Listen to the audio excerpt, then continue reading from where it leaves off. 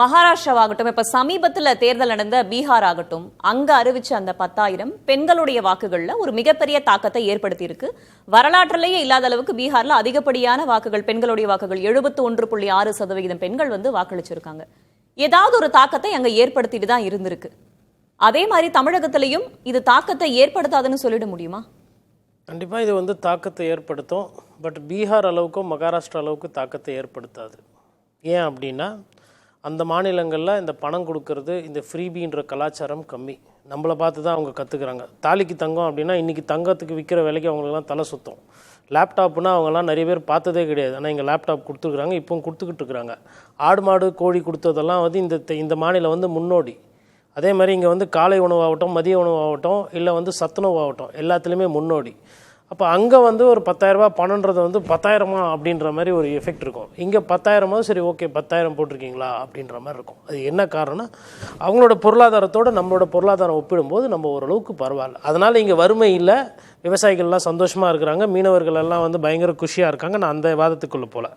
பீகாரோடவோ உத்தரப்பிரதேசத்தோட மகாராஷ்டிரத்தோடவோ இல்லை மகாராஷ்டிரத்தை விட்டுருக்கு, மத்திய பிரதேசத்தோட கம்பேர் பண்ணும்போது தமிழ்நாடோட நிலைமை இது ஒன்று.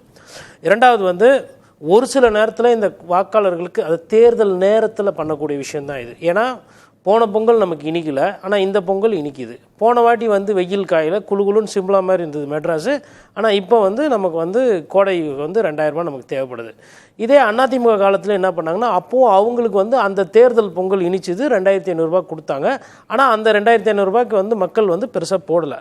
இதே அம்மையார் ஜெயலலிதா ஒரு காலத்தில் சென்னை வெள்ள பாதிப்புக்கு 5,000 ரூபாய் எல்லாருக்கும் போட்டாங்க. மாடி வீடு, ஏழை வீடு, குட்ச வீடு, ஓட்டு வீடுலாம் இல்லை, எல்லாருக்கும் போட்டாங்க. அது சென்னையில் ஏன்னா சென்னை திமுகவோட கோட்டை என்று சொல்லப்படுற இடத்துல சென்னையில் அன்றைக்கி அதிமுகவுக்கு ஒரு சில தொகுதிகள் கிடச்சிது. அப்போ அந்த பணம் போடுறது அப்படின்றது என்னென்னா, இல்லை ஒரு ஃப்ரீபி கொடுக்கறது என்னென்னா, ஒரு கட்சிக்கு எதிராக வரக்கூடிய அந்த ஆன்டி இன்கம்பன்சி தடுத்து நிறுத்துவதற்கு உதவும். இப்போ ஒரே நேரத்தில் இங்கே நம்ம 3,000 ரூபாய் கொடுக்குறோம், இல்லை 5,000 ரூபாய் கொடுக்குறோம். அதே நேரத்தில் அரசு ஊழியர்கள் போராட்டம் பண்ணும்போது அவங்களுக்கு இந்த 1,000 ரூபாய் 2,000 ரூபாயும் கிடையாது, காசு இல்லைன்ற அந்த வாதத்தை வைக்கிறோம். ஆனால் வாக்காளர்களுக்கு கொடுக்கணும் அப்படின்னும்போது சலுகைகள் நிறைய கொடுக்குறோம். நிறைய அமைப்பினர் இன்றைக்கி போராட்டம் பண்ணுறாங்க. செவிலியர்கள் இருக்கட்டும், இல்லை ஆசிரியர் பெருமக்கள் இருக்கட்டும், இல்லை ஒரு சில இடத்துல உங்களுக்கு விவசாயிகள் ஒரு சில கோரிக்கைகள் வைக்கிறாங்க, அதெல்லாம் இருக்குது. பட் இது ஒரு பொலிட்டிக்கலாக ஒரு மாஸ்டர் ஸ்ட்ரோக், அதில் டவுட்டே கிடையாது. பெண் வாக்காளர்கள் அவங்கள ஒரு ஹோல்டு பண்ணுறதுன்றது கஷ்டம். ஆண் வாக்காளர்களை கவர்வது கொஞ்சம் சுலபம். பெண் வாக்காளர்களை கவர்றதுன்றது அவங்க நிறைய கேள்விகள் கேட்பாங்க. ஆண்களை விட அதிகமாக பெண்கள் சிந்திக்கக்கூடியவர்கள், சிந்தித்து செயல்படக்கூடியவர்கள். அப்போ நீங்கள் பெண் வாக்காளர்களை கவர்ந்து அதை ஓட் பேஸை இன்டாக்டாக வைக்கணும்னா தொடர்ந்து ஒரு சில திட்டங்கள் செய்யணும். நீங்கள் ஆண் பெண் அப்படின்னு பிரிக்கும்போது பார்த்தீங்கன்னா, ஆண்களுக்குன்னு பெரிய திட்டங்களோ பெரிய விஷயங்களோ கிடையாது. ஒன்று குடும்பத்துக்குன்ற மாதிரி திட்டங்கள் இருக்கும், இல்லைனா பெண்களை மையமாக வைத்திருக்கோம்ல, இல்லை குழந்தைகள் இளம் சமுதாயம் அதை சார்ந்து தான் இருக்கும்.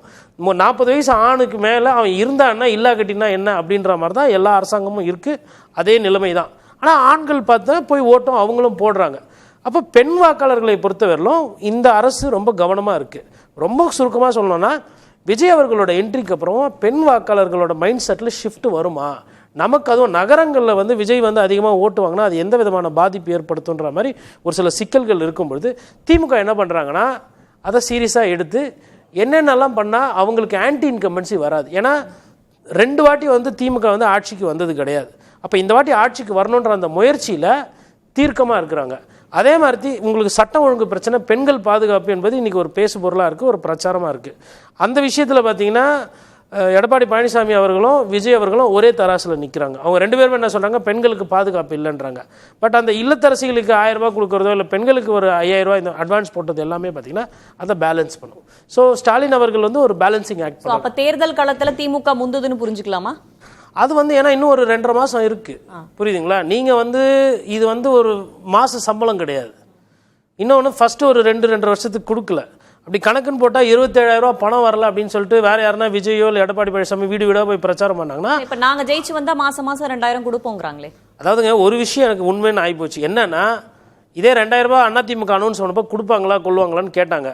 5,000 கொடுத்து இப்போ ஒருத்தர் செஞ்சு காட்டிட்டார். யார்? முதல்வர் ஸ்டாலின். அதனால் ஜனங்க அது 2,000மோ 1,000மோ இல்லை அவங்க வசதிக்கு நாளைக்கு ஒருத்தர் 3,000 அறிவிக்கிறாரோ அதை ஓரளவுக்கு ஓகே கொடுக்க முடியும். அதாவது பணத்தில் அரசில் கஜானாவில் காசு இல்லை, மத்திய அரசு பணம் கொடுக்கல, அதில் திட்டம் இல்லை அப்படின்றதெல்லாம் கிடையாது. அப்போ மனசு இருந்தால் மார்க்கம் உண்டு.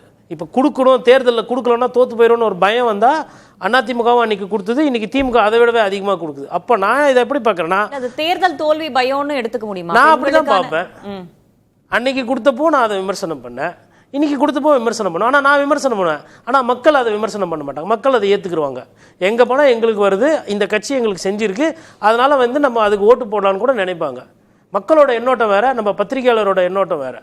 நம்ம எல்லாமே ஹாங்காங் மாதிரி, சிங்கப்பூர் மாதிரி, வெளிநாடுகள் மாதிரி வரணுன்ற மாதிரி நம்ம எதிர்பார்ப்போம். ஆனால் அது அப்படி ஆகிறது கிடையாது. மக்களை பொறுத்தவரையில் இது சாமானியனுக்கு இன்றைக்கி 5000 ரூபா காலையில் திடீர்னு அவங்களோட இயல்புல இருந்து பார்க்கும்போது திடீர்னு 5000 ரூபா கிரெடிட் ஆகிடும். ஃபஸ்ட்டு ஒரு சந்தோஷம். ரெண்டாவது, இது யார் போட்ட காசு தெரியலையே, அவங்க யாருன்னா எடுத்துக்கிறதுக்குள்ளே போய் நம்ம எடுத்துக்கணும் அப்படின்ற மாதிரி தான் இருப்போம். கிட்டத்தட்ட இதில் ஒரு பாதி பேர் இந்த நேரம் அந்த காசை செலவே பண்ணிட்டு இருப்பாங்க. இதுதான் யதார்த்தம். செந்தில்வேல், சுருக்கமா தேர்தல் தோல்விக்கான பயம் தான் இதுக்கு காரணமா இருக்க முடியும் அப்படின்ற வாதத்தை எப்படி பார்க்குறீங்க? சுருக்கமா. வெற்றிக்கான யுக்தி அப்படி எடுத்துக்கலாம். நான் முதலே சொன்னேன், எல்லா கட்சிகளுமே தேர்தலில் வெற்றி பெறுவதற்காகத்தான் உழைக்கிறார்கள். வெற்றி பெறுவதற்காக உழைக்கிறார்கள்னால என்ன அர்த்தம்? தோல்வியை தவிர்க்க வேண்டும். அப்போ தோற்றுருவாங்கன்னு நினைக்கிறாங்களா? அப்படி இல்லை. தோற்றுவிடக்கூடாது என்று எல்லா கட்சிகளும் என்ன செய்யும்? முனைப்போடு வேலை செய்யும் தானே. எந்த கட்சியாவது தேர்தலில் தோக்கணுங்கிறதுக்காக கட்சி ஆரம்பிச்சிருக்கு? தோக்கணுங்கிறதுக்காக வேலை செய்யும். வெற்றி பெற வேண்டும் என்பதற்காகத்தான் வேலை செய்வார்கள். வெற்றி பெறுவதற்கான உத்தியில் ஒன்றாகவும் இதை நீங்கள் என்ன செஞ்சுக்கலாம், எடுத்துக்கலாம். பொதுமக்கள் சார்பாக 3 வருஷத்துக்கு ஒரு வாட்டி தேர்தல், இல்லை வேர்ல்டு கப் 4 வருஷத்துக்கு ஒரு தேர்தல் வந்தால் நல்லா இருக்கும். அது வெற்றிக்கு உண்டான யுக்தியாக இருக்கட்டும், இல்லை தோல்விக்கு உண்டான பயமா. எங்களுக்கு தேவை இந்த 4000 5000 அடிக்கடி கரண்ட் பில்லாம் நிறைய வருது, ஸ்கூல் ஃபீஸ்லாம் கட்ட முடியல. அது இந்த February Marchலேயே போட்டிங்கன்னா புண்ணியமாக போகும்.